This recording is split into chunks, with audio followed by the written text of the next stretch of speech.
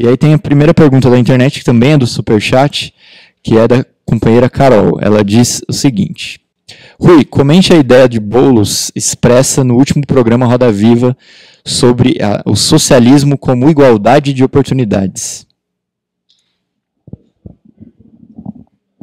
Ela fez antes. Acho que foi antes. Bom, então vamos reiterar aqui, né?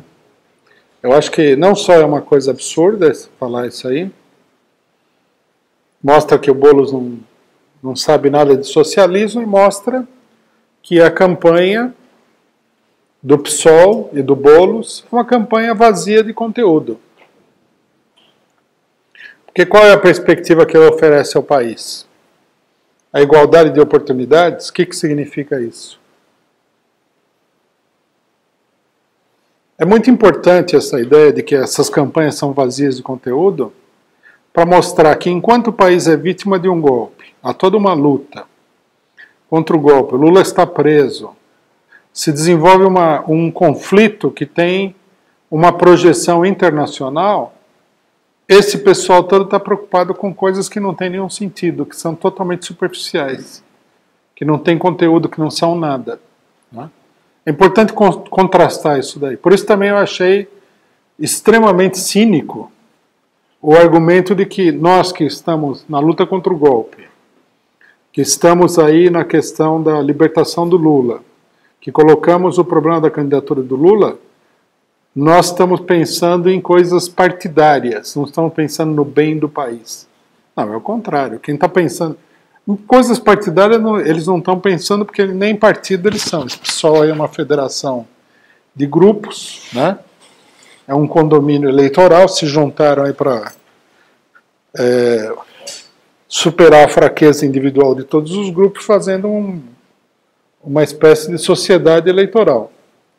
O que eles estão pensando é menor ainda do que interesses partidários, porque os interesses partidários são legítimos. Afinal, você forma um partido para defender um programa. Eles estão pensando no interesse individual de cada deputado, de cada eleito e tudo mais.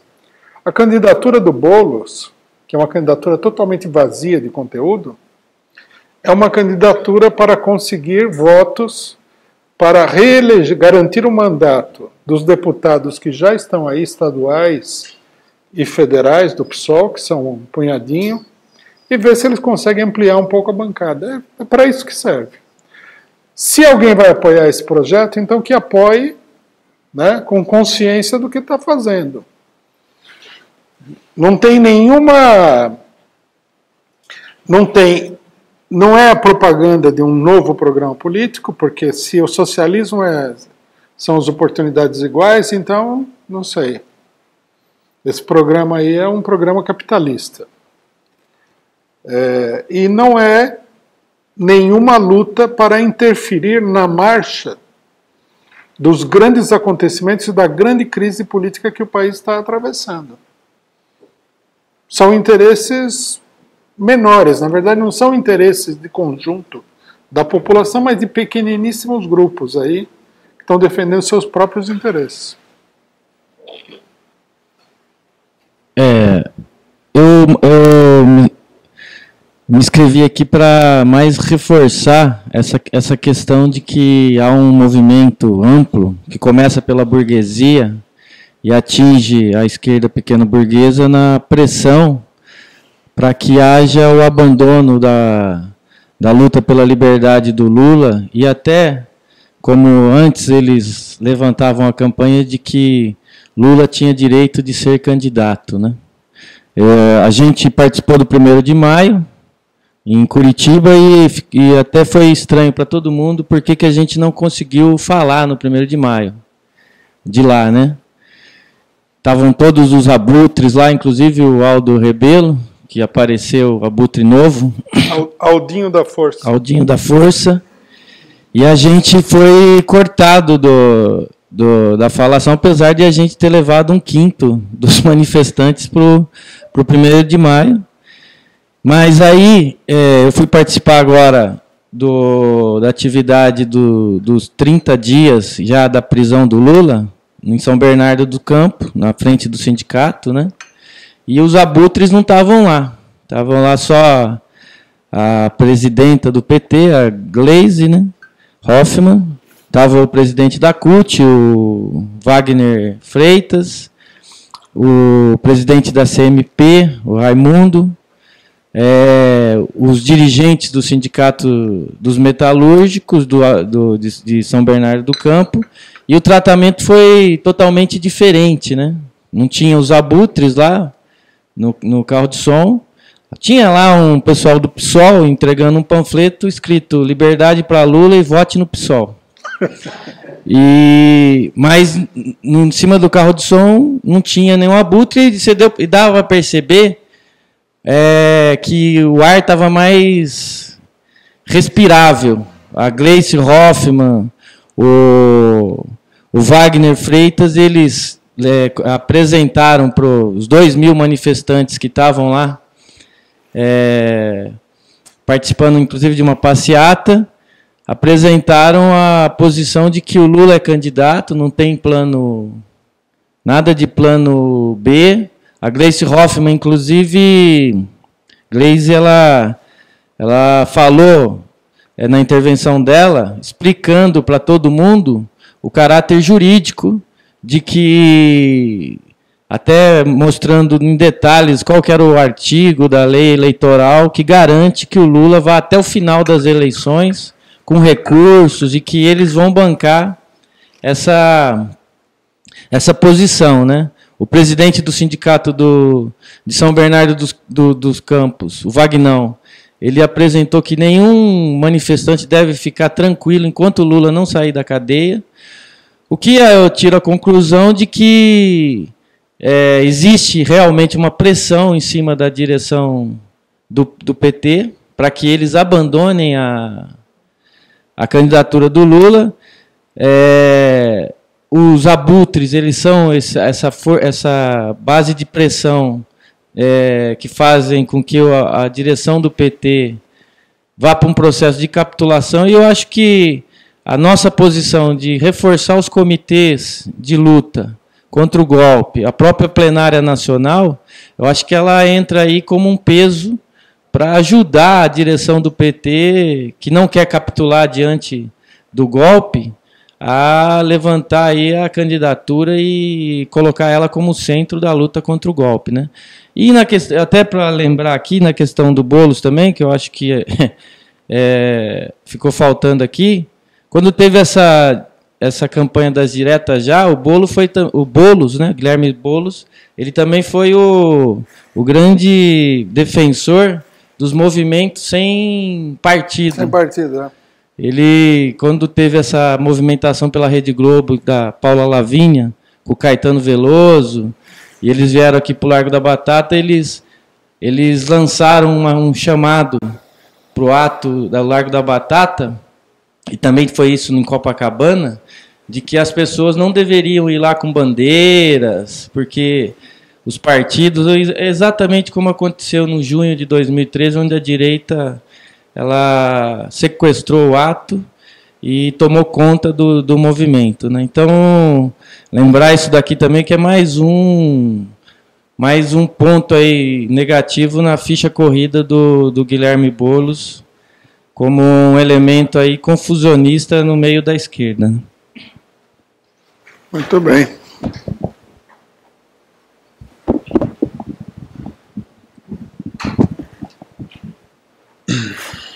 Boa tarde. Eu queria pedir 2 comentários, por favor. Eu sou bem grande, eu não caibo na câmera.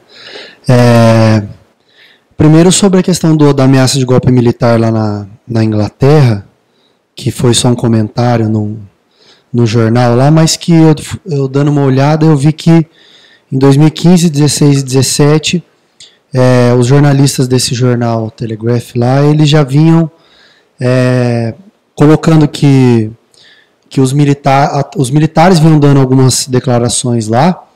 E aí eu queria saber só um pouco desse alinhamento, porque eu fui ver lá uma matéria que falava do militar, e ele falava exatamente o que os militares falam nos países atrasados e tal, que é a ameaça da esquerda, né, que é o comentário que eles sempre falam, mas esse militar que falou, acho que foi em 2016 ou 2017, ele falava isso, né, que não podia deixar acontecer de a ala esquerda avançar, e nananã.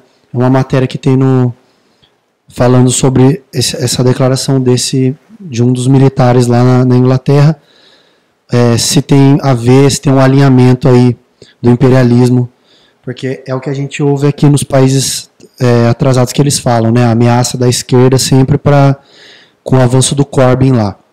E depois, sobre tudo que foi debatido da esquerda pequeno-burguesa, eu queria saber, por causa que teve aquele 20º Congresso dos Legisladores e Legisladoras lá, que teve o debate do eleitoral, e só começando por um argumento um pouco antes, que a gente estava falando que esses candidatos, da pequena burguesia, eles têm espaço na Folha, né, que foi comentado aí por você bastante, e que é muito interessante, porque lá no Rio de Janeiro eu encontrei um desses jornalistas esquerdistas, porque a Folha ela vem contratando, eu acho que é uma das questões por que vem, tem matérias como a da companheira do Boulos aí, estão dando toda essa visão, eles vêm contratando jornalistas mais esquerdistas, assim, para pautar essas matérias mais esquerdistas dentro da Folha, assim, né, uma coisa muito interessante.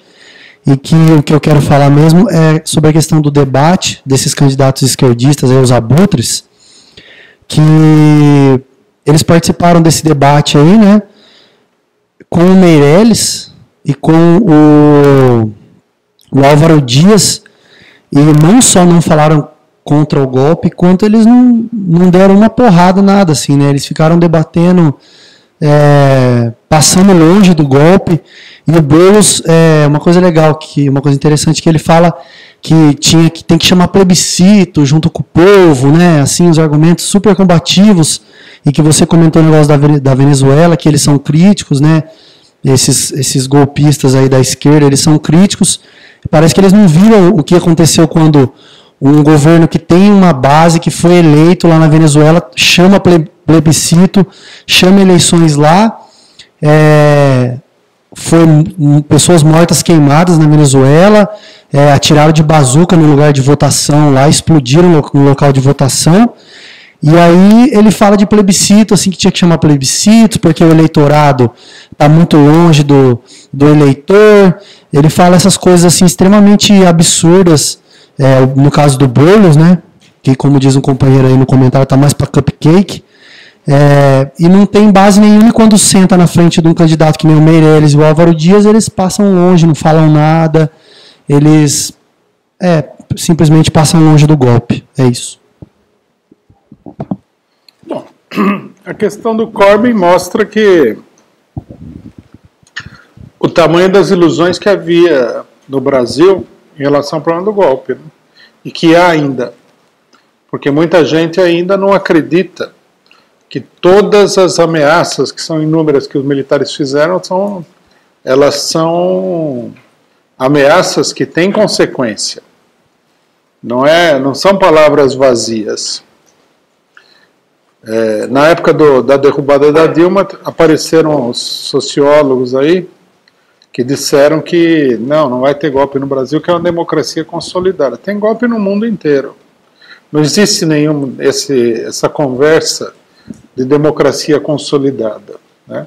Ontem nós estávamos fazendo uma discussão aqui e alguém lembrou que teve golpe até a onda golpista começou nos Estados Unidos quando o Bush filho deu o golpe no Al Gore, né, numa eleição fraudada que todo mundo sabe que foi fraudada. Os democratas aceitaram a fraude, mas foi um golpe.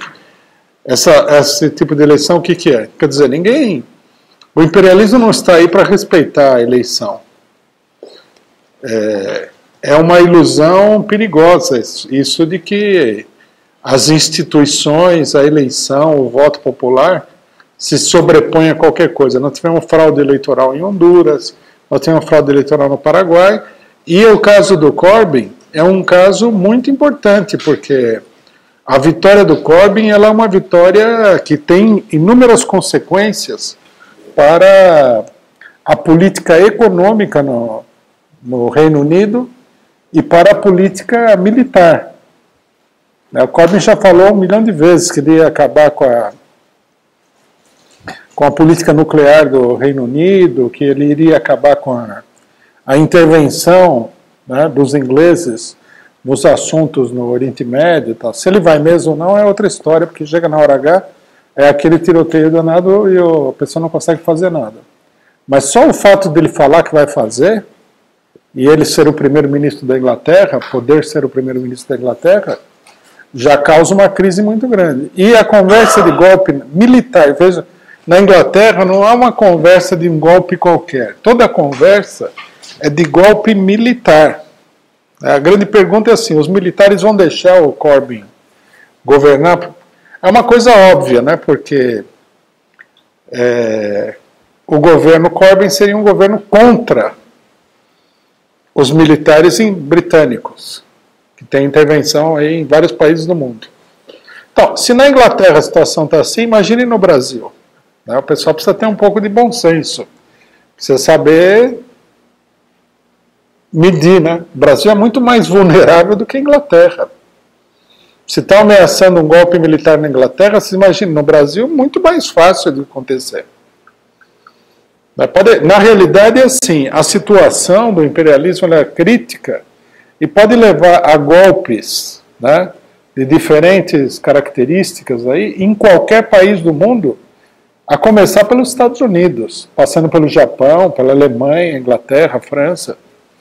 Brasil, não, nesse sentido, é extremamente mais vulnerável do que esses países. A situação é crítica. Sobre essa questão da campanha do Boulos, da esquerda, dita esquerda, aí a campanha é isso mesmo. É uma campanha... o Boulos, né?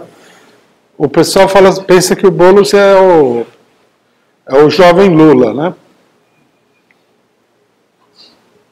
O Boulos é um candidato como outro candidato qualquer. Quem que no Brasil já não viu o candidato em ação? O candidato ele vai lá e ele joga para a torcida. Se a torcida é a favor de reforma tributária, ele fala em reforma tributária. Se a torcida é a favor de outra coisa, ele fala em outra coisa, ele joga para a torcida, ele faz média. Isso que é um candidato. Por isso que chega uma determinado ponto, depois da população ser muito sovada em inúmeras eleições, onde só tem picareta fazendo média, contando mentira, uma parte da população fica contra as eleições em geral, que é uma política meio descabeçada. Porque quem que tem paciência interminável para aguentar tanta palhaçada? É difícil, né? Aí a imprensa fica pressionando os candidatos e tal. Você não viu a pergunta do Roda Viva para o Boulos? Mas então você vai governar sem os banqueiros e tal? Daí ele ficou todo trêmulo na cadeira e tal. Porque se ele falasse como falaria um candidato do PCO, não é que nós vamos governar sem os banqueiros. A nossa política é expropriar, confiscar os bancos. O pessoal devia estar tudo na cadeia, né? Lugar de ladrão na cadeia, como diz a direita, né? Você fala isso daí, já causa, daí o jornalista já começa a perguntar de onde que você tira o dinheiro para viver. Então o Boulos é um candidato. O pessoal acha bonito porque é inexperiente. É mais um candidato. E os candidatos de direita e de esquerda, a maioria são todos muito parecidos. Tudo média, tudo conversa mole. Né? Tem exceção, mas em geral é tudo isso. Bom, a gente tem mais uma pergunta do Superchat, que eu vou falar aqui. A pessoa pede para você comentar sobre a prisão do dono da empresa de refrigerantes Dolly. É a Ângela Silva que pergunta. Ele foi preso porque ele terceirizou, né? Bom, se todo mundo que terceiriza fosse preso, não ficava uma empresa em pé no Brasil, né?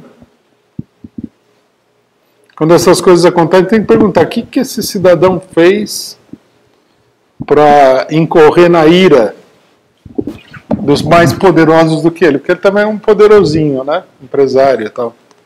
que será que ele fez? Aí a gente tem que ver a explicação que ele mesmo deu, né? São os concorrentes. O empresário brasileiro pequeno, né? Que não tem acordo com o imperialismo, vive na corda bamba, né? O Brasil é um país atrasado. Os liberais brasileiros, que são tão defensores do capitalismo, eles que deveriam explicar isso aí que aconteceu. Porque não dizem que o capitalismo é liberdade para os empreendedores e tal? O cidadão decidiu fazer um refrigerante e agora foi parar na cadeia por causa de processo trabalhista. Se todo mundo que faz essas coisas trabalhistas que ele faz fosse parar na cadeia, tinha que tirar todos os presos, botar todos os empresários no lugar e não ia caber na cadeia. É ridículo, né? A gente vive num país ridículo e a esquerda falando, não, precisa combater a corrupção e tal. É um país... O país ele é incrível desse ponto de vista, né? A manipulação política, o nível de loucura política da esquerda, tudo.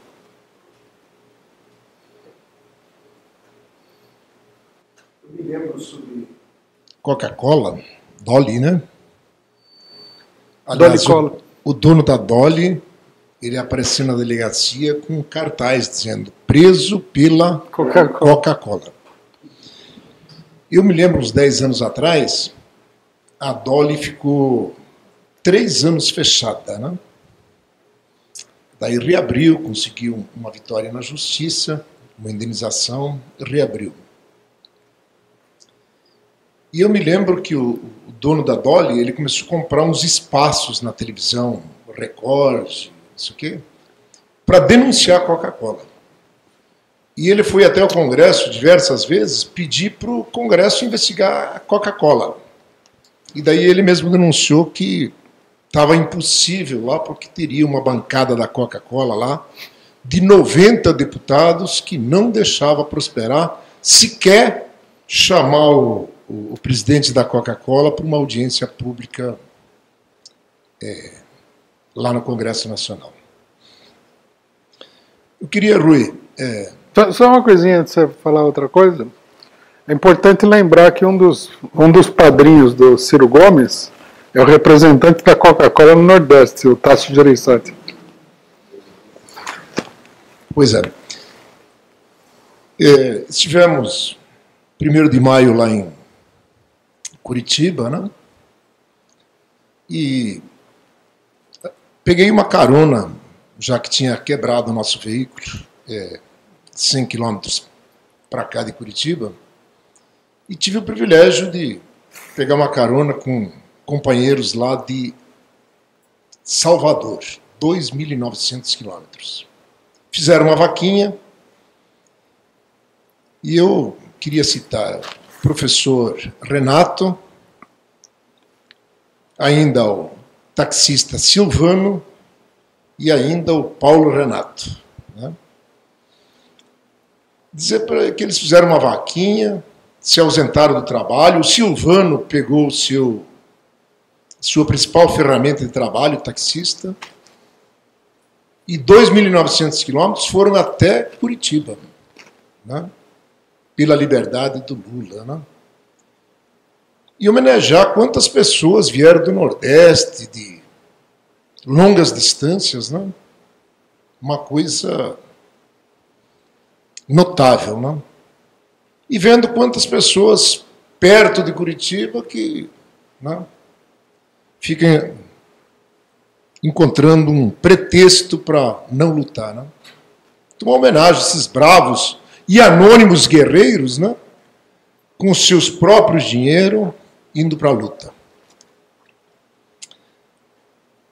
A sua análise hoje, o Rui, ela tem sido completa, né? Mas eu acho que eu queria dar um depoimento complementando sobre Lula candidato. O Maluf, na eleição de 2014, ele estava totalmente impugnado, né? As pessoas votavam nele, não aparecia nem, né, a cara dele na urna eletrônica.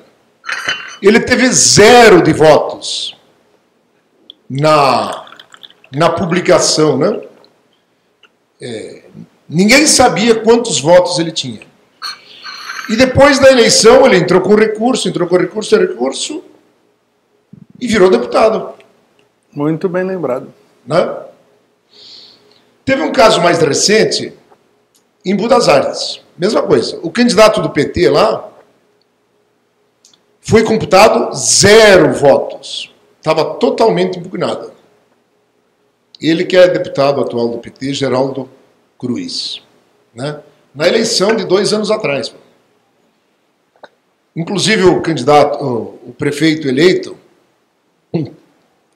ele se vangloriou que ele teria tido 80% dos votos válidos. Teria 80% dos votos válidos se os votos do candidato do PT não fossem computados como válidos. Né? Posteriormente, né, lá uns 4, 5 meses depois, foi julgado no TSE e os votos foram computados, foram votados, somados e foram publicados. E daí a vitória, que teria sido com 80% dos votos válidos, baixou para menos de 40% dos votos. Então, são fatos concretos. Né? E uma experiência minha. Em 1996, eu fui candidato a prefeito. E eu também fui impugnado. Né? E eu levei a minha candidatura até uma semana antes da eleição. E depois, né, o candidato a vice era uma vereadora do PT, né? Por decisão nossa, e hoje nós vimos que foi um equívoco, né? Nós é que retiramos a candidatura. Né? Poderia ter ido até o final normalmente. Então, o Partido da Causa Operária está de parabéns. Né? Lula é candidato e será eleito. E depois os golpistas que vejam que golpe que eles queiram dar, porque mesmo por essa legislação, né, capenga, não dá para impedir de o Lula candidato ser nessa eleição. Um outro comentário sobre a candidatura do Ciro, né? O vice do Ciro não é aquele que disse que o trabalhador não precisava 1 hora para almoçar? Né? Com uma mão ele ficava com a ferramenta apertando o parafuso e com a outra com o sanduíche na mão, não é mesmo? Vai ver Steinburg, além de vice-presidente, vai ser o ministro do Trabalho, né? Para completar a destruição das... É ele que vai cancelar a reforma trabalhista, o que dá medo, né?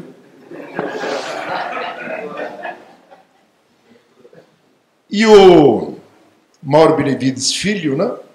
Ele falou que vai recriar o imposto do cheque. Né? Mas não é para arrecadação e tudo para a saúde, como era a intenção do Lula e os golpistas revogaram. Né? Será para pagar juro para banqueiro. Né? Então, devagarinho vai sendo traçado o perfil da candidatura Ciro. Né? E por último, Boulos. Né? Tem diversas ocupações do movimento dos trabalhadores sem terra na região do Embu das Artes. Né? Tem um grande casarão onde que eles fazem as grandes assembleias, ali no Jardim Salete, Taboão da Serra. Daí, na antevéspera do impeachment da Dilma, foi chamada uma grande assembleia, né? E uma companheira, Aline, chamou para eu ir junto, que o MTST estaria fazendo uma grande discussão para fazer uma grande mobilização para o dia da votação do impeachment. Né? Daí eu fui lá, disse, olha, então vamos engrossar isso, né? Essa luta contra o impeachment. E daí tinha uma multidão de gente lá.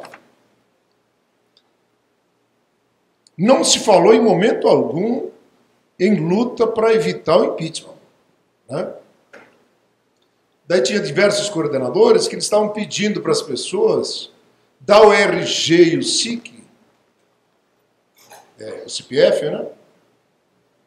Para, antes da votação do impeachment, mandar o cadastro que a Dilma, que uns 15 dias antes esteve num comício ali no assentamento do Taboão da Serra, né?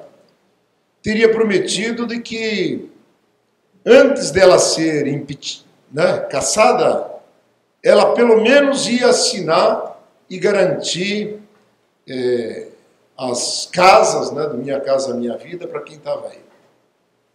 E eu fiquei até o fim da Assembleia e não se falou de levar aquela multidão de gente para a rua fazer um grande ato para evitar o impeachment, né? Eles estavam preocupados garantir a casa e achando que uma assinatura, né, antes de a Dilma ser cassada seria suficiente para garantir a casa deles, né? Uma completa omissão, né? Até reiterar e somar e complementar o seu relato hoje, que foi muito completo, sobre as características das candidaturas do Ciro e do Boulos. Obrigado.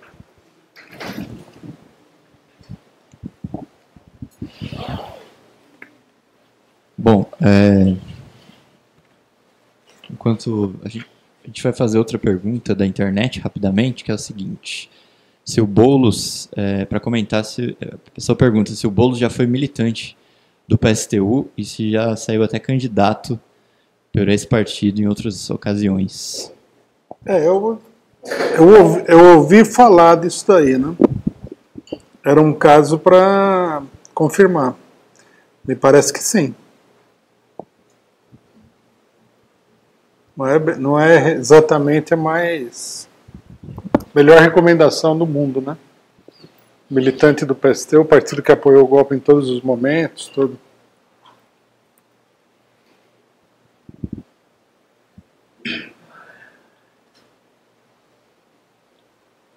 Tudo bem? Eu queria só aproveitar para dar destaque ao problema que o Rui levantou da contradição que existe hoje entre essa política direitista, abutre, né, de plano B, de abandonar a luta pela liberdade do Lula, de se render diante do golpe, e a insatisfação que existe em setores da base dos movimentos sociais, do próprio PT. Nessa semana, destacando duas coisas. Nós acabamos de participar agora pela manhã, por exemplo, do Congresso do Povo aqui na região sudeste de São Paulo, né? Tinha cerca de 100 pessoas, a maioria ativistas de movimentos de moradia, movimento de bairro, e é muito evidente as discussões, os discursos, alguns até, tinha muitas pessoas de movimentos de mulheres de bairro, da periferia, e a colocação não tinha nada a ver com essa perspectiva política rasteira das eleições, né? O problema do Lula aparece como um problema central, tem muito apoio à necessidade de que haja uma mobilização. Lá se discutiu de fazer, inclusive, passeatas, a necessidade de atos gerais, de mobilização do bairro. Quer dizer, é uma contradição. Também nessa semana, se reuniu a Frente Brasil Popular em São Paulo, e dá para ver essa contradição de que, enquanto alguns setores estão muito vacilantes, né, por exemplo, a própria Frente havia chamado um ato nacional no dia 10, e o próprio PT. Agora já tem uma vacilação de fazer atos nacionais.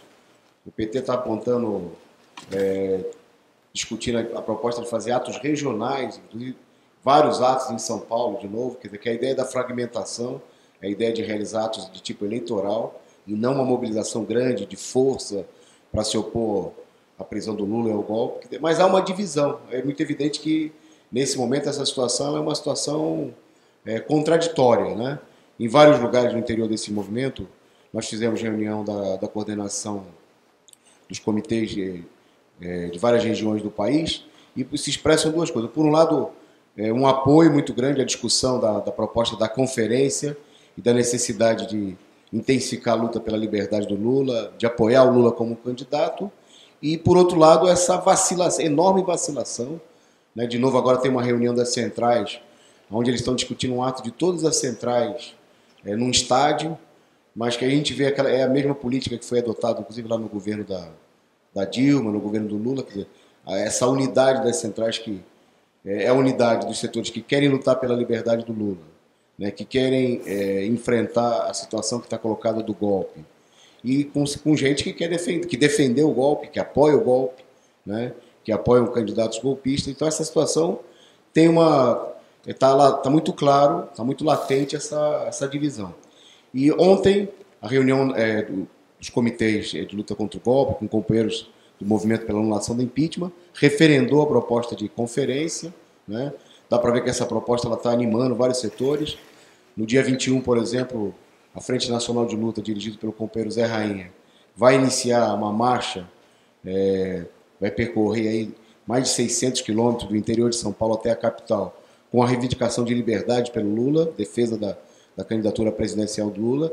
Eles também vão apoiar a realização da conferência. Quer dizer, há uma contradição muito clara, né? Eu acho que nesse momento estão se realizando muitos encontros da Frente Brasil Popular, encontros regionais, encontros municipais.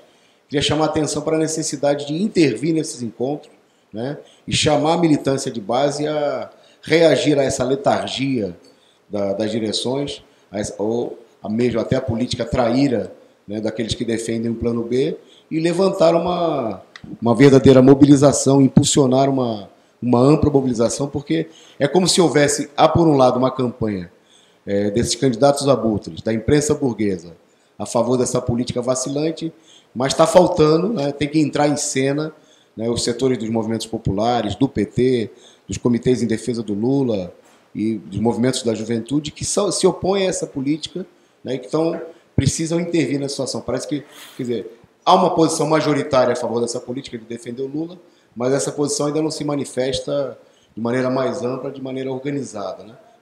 Isso foi visto claramente em Curitiba, que foi um ato impulsionado diretamente por esses setores, foi sabotado, houve uma vacilação e uma sabotagem de certos setores que são contra essa política, e se manifestou essa tendência de luta, né? Mas é necessário reforçar, aproveitar a mobilização em torno do Congresso do Povo, que muita gente quer transformar num congresso de tipo eleitoral, fazer o congresso em agosto para apresentar apenas as propostas para os candidatos, quando o que está colocado é para lutar contra o golpe, inclusive que o próprio Congresso do Povo referende o apoio à candidatura do Lula, né?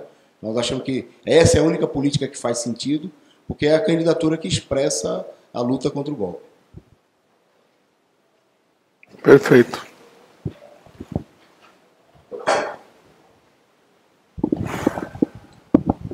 Boa tarde, companheiro Rui. Boa tarde a Boa todos. tarde. Meu nome é Erivelto. Eu sou paulista e moro em Paraty. E assim, eu tenho algumas dificuldades para poder participar de passeatas e dos eventos que a esquerda promove em relação não só ao golpe, como à candidatura do Lula.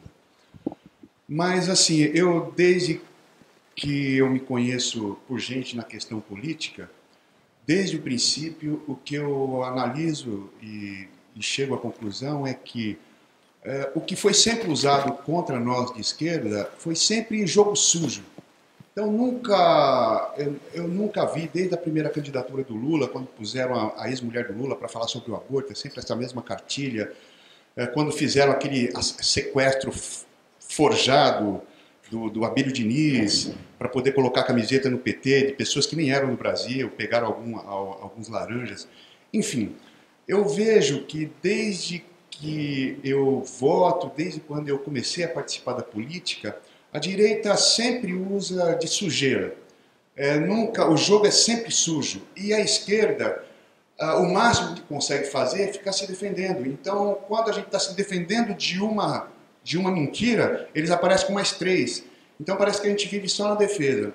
E eu estou chegando num ponto que é muito difícil, que eu acho assim que a única maneira de se resolver essa situação é que a gente comece um enfrentamento contra a polícia, porque eu não tenho nada contra a polícia, na verdade, mas eu tenho contra a polícia bandida, essa polícia criminosa que nos ataca, que coloca infiltrados, como houve no Rio de Janeiro, infiltração de P2 dentro de manifestação de professores para atacar a polícia de dentro da nossa manifestação, para que a polícia tenha um álibi de nos atacar. Então, com tanta sujeira, eu vejo que não há como você jogar limpo com gente suja. E assim, eu estou num ponto que eu acho que, enquanto eu tenho idade e força suficiente, eu gostaria de começar um enfrentamento com pedras e, se fosse possível, né, treinamentos e tudo mais com armas, porque eu, sinceridade, eu não vejo nenhuma forma de nós ganharmos qualquer partida que seja, no sentido político, de forma limpa.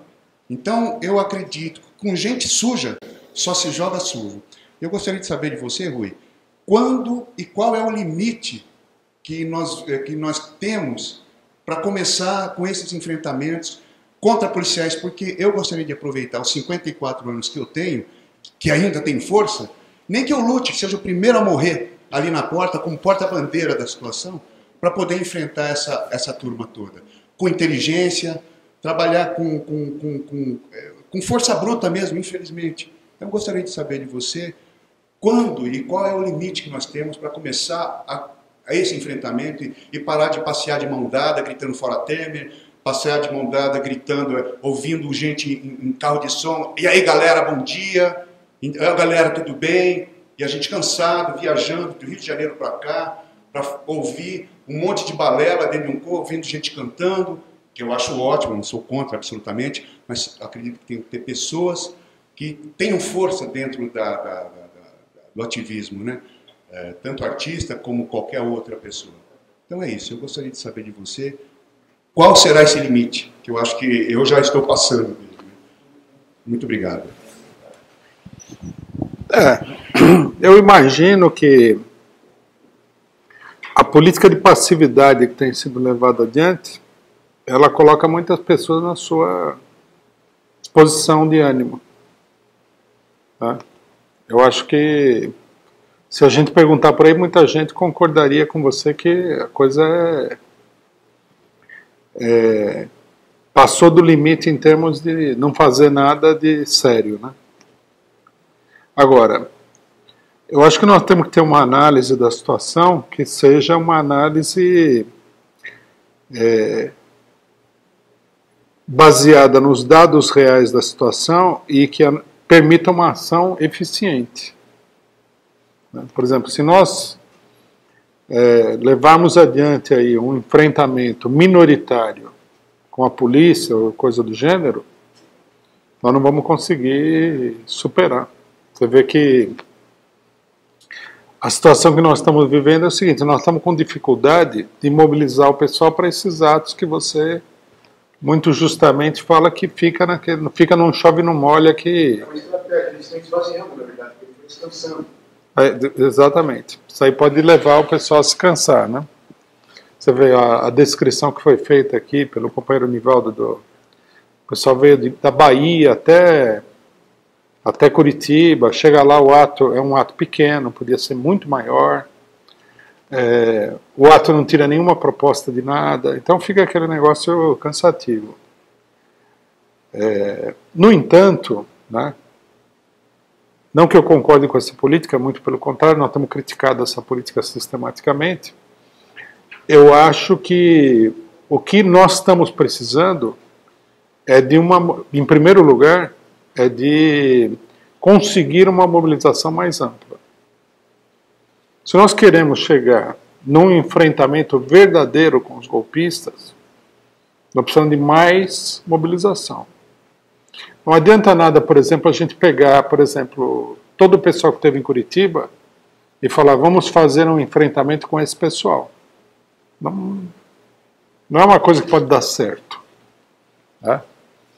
O que nós precisamos é pegar todas essas pessoas que estiveram em Curitiba, que evidentemente são o pessoal mais mobilizado, né? Alguns milhares de pessoas, e com essas pessoas aí ampliar a mobilização. O enfrentamento, ele tem que ser um enfrentamento popular de massas contra o golpe. Essa que é a chave do problema. Né? Então, nesse sentido, eu acho que a gente não deve usar como parâmetro a política que está sendo usada agora pelas direções. Nós temos que ter consciência, conforme foi dito aqui, inclusive com exemplos, primeiro de que essas direções que têm convocado o ato, o PT é o maior partido, aí a CUT é a maior organização desses atos. Essas organizações estão divididas. Tem uma parte desse pessoal que está abertamente jogando contra a mobilização. Por isso também que há muita gente a favor da mobilização, mas essa mobilização não se realiza, não acontece. Então nós temos que travar a luta política e superar essa resistência interna. Que, na minha opinião, nós estamos superando essa resistência, porque a resistência está ficando clara para muita gente, né?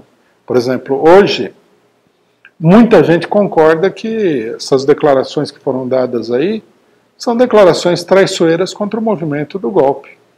Se a gente tivesse falado isso alguns meses atrás, o pessoal ia falar, mas será? Fulano, Beltrano, quer dizer, a experiência do pessoal é uma coisa lenta. Então, nesse sentido, a gente precisa ter paciência, apesar de muita gente já estar de saco cheio. O nosso objetivo deve ser de consolidar e ampliar o movimento daqueles que efetivamente querem lutar, como você, que declarou aí que está cansado de ficar ouvindo discurso, etc. e tal. Por isso que nós fizemos a proposta da Conferência Nacional. Nós queremos agrupar esse pessoal e nós queremos não esperar a conferência para fazer isso, mas durante o processo da conferência lançar uma campanha forte em torno das reivindicações que nós estamos defendendo. Porque, não sei se vocês repararam, tem campanha. A campanha do Lula, por exemplo, contra a prisão do Lula, praticamente o único cartaz que tinha aí contra a prisão do Lula era o nosso cartaz. Quer dizer, quando a gente fala que não tem campanha, não é uma força de expressão, é uma coisa real, né? Nós colamos aí cartaz em um número muito grande de cidades, mas muita gente do PT, de base, participou disso daí, né? Alguns setores das direções sindicais ajudaram, mas no geral o PT ficou paralisado nessa campanha. Se eles tivessem se jogado na campanha, nós teríamos, nesse momento aqui, já uma mobilização muito mais forte, né? A nossa grande oportunidade de enfrentamento foi o que aconteceu no ABC.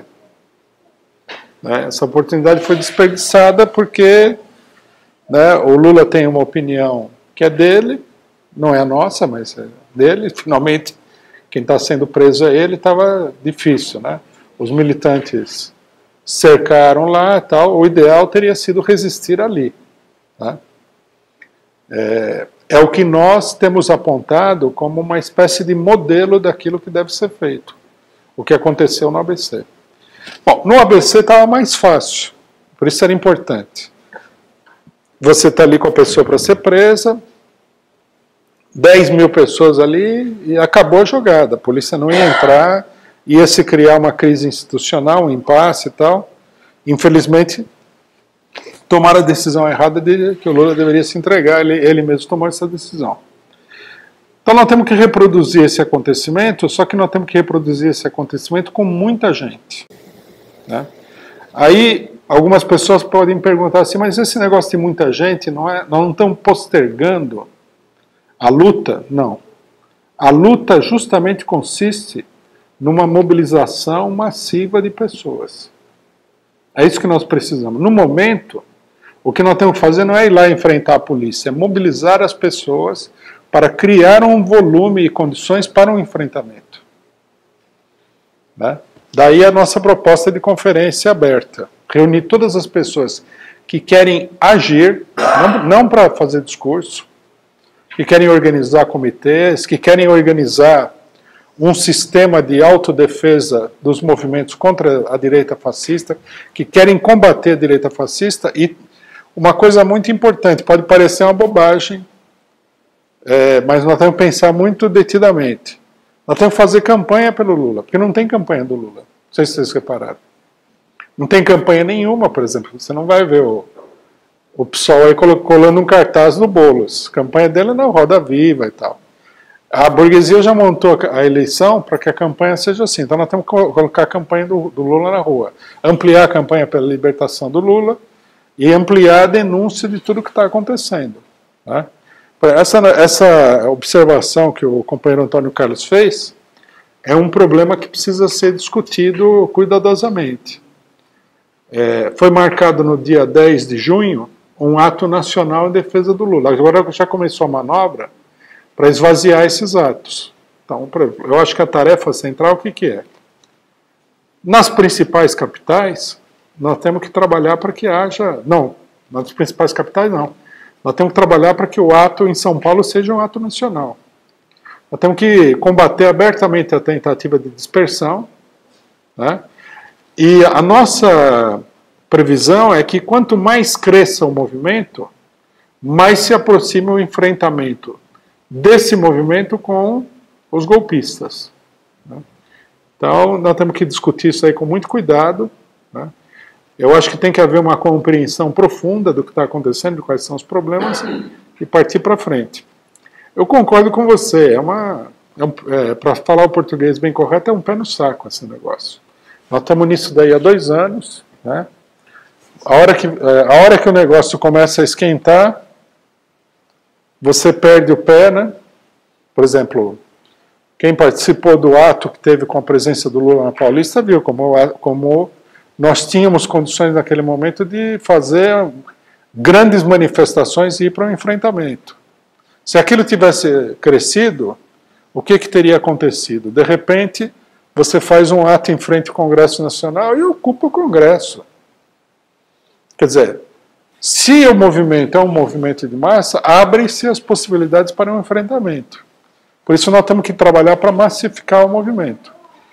Eu acredito, né, e eu acho que isso daí é a parte decisiva, que a experiência está fazendo com que os setores mais conscientes venham se afunilando para uma determinada política. A gente atravessou várias etapas de confusão. Agora a etapa de confusão é abandone o Lula, abandone tudo e vamos apoiar o Ciro Gomes. Eu acho que, pelo debate que está sendo realizado, pelo que a gente observa em várias atividades, essa etapa ela está sendo superada. Todo um setor está falando, não, chega dessa palhaçada, vamos para o enfrentamento. E nós temos que apostar nisso daí. Essa é a opinião. Isso aí tem que ser, eu acho que tem que ser muito bem discutido. Né? Eu acho que a sua colocação, ela não é uma colocação errada. Né? Eu acho que muita gente sente o que você sente. Só que nós temos que direcionar isso para um movimento que seja eficiente. Senão nós vamos bater com a cabeça na parede. Esse é o problema. Do Superchat, e pedir desculpa para o pessoal que estava inscrito aqui, que a gente está muito tarde.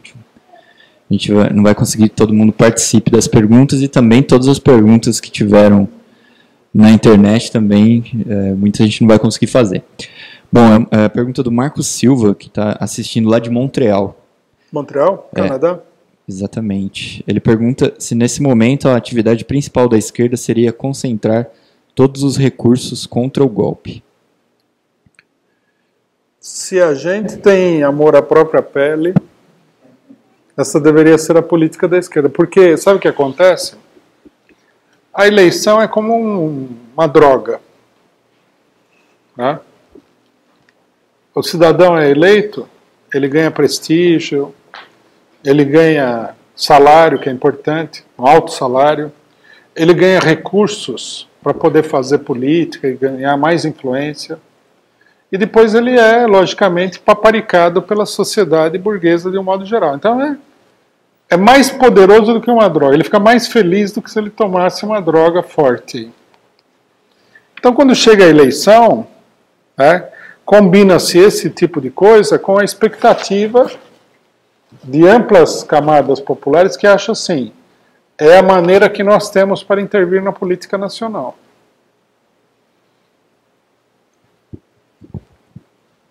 Vocês podem ver que a combinação ela é poderosa, por isso que a burguesia controla com relativa facilidade tudo o que acontece na política, porque quem controla as eleições é a própria burguesia. Bom, só que acontece o seguinte, enquanto a pessoa está embalada nessa fantasia eleitoral, os golpistas não estão pensando em fantasia eleitoral, eles estão com outros planos, né? Nós tivemos aí nós temos duas notícias. Nós temos uma notícia que é muito ruim, que é no caso dos Estados Unidos, né, onde a eleição do Trump, curiosamente, um elemento da ala mais direitista, ela deu uma espécie de moratória na política hiperagressiva dos norte-americanos no terreno militar, que era representada pelo Partido Democrata, pela Hillary Clinton. Só que agora, né, os chamados falcões do Partido Republicano, aqueles que defendem uma política guerreira na política externa norte-americana, voltaram ao governo depois de muita pressão que eles fizeram sobre o Trump.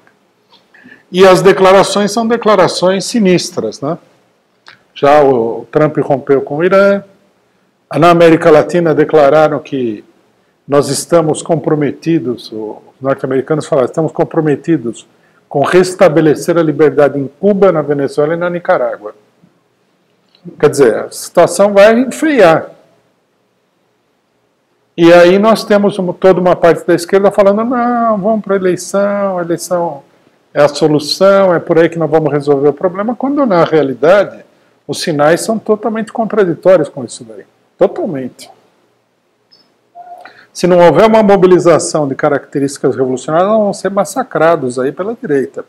É isso que vai acontecer. E a direita está caminhando de uma maneira muito clara nesse sentido, não no sentido eleitoral nem nada. Tá? A política golpista tem se aprofundado. Por exemplo, aqui uma sugestão que eu faço a todo mundo é o seguinte: acompanhar o que vai acontecer na Argentina. Né? Na Argentina, o governo Macri tem nas mãos aí um fracasso econômico total. Então, vamos ver se ele vai ficar mais democrático ou se ele vai ficar mais direitista. Para que lado vai se inclinar a balança? Tá tendo a esquerda argentina está toda entusiasmada, chamando de mobilizações. Vamos ver como é que vai se dar isso daí. Né? A Argentina, todo mundo sabe, é uma espécie, tem sido, né? Desde do fim das ditaduras, tem o famoso efeito Orloff, né? O cara fala, o que acontece na Argentina, acontece no Brasil, eu sou você amanhã, né? Então vamos ver o que acontece aí, para ver como é que a direita vai reagir diante da crise. Porque um pensamento simplório da esquerda é o seguinte: se há crise, porque há crise, a direita vai recuar. Então a grande pergunta é, vai recuar? Se a crise for muito grande, ela pode até recuar temporariamente, mas o enfrentamento é inevitável, essa é a nossa tese. Eles não recuaram em lugar nenhum até agora. Né? Eles estão perdendo terreno em vários lugares e não recuaram. Então eu acho que essa preocupação tem que ser uma preocupação fundamental.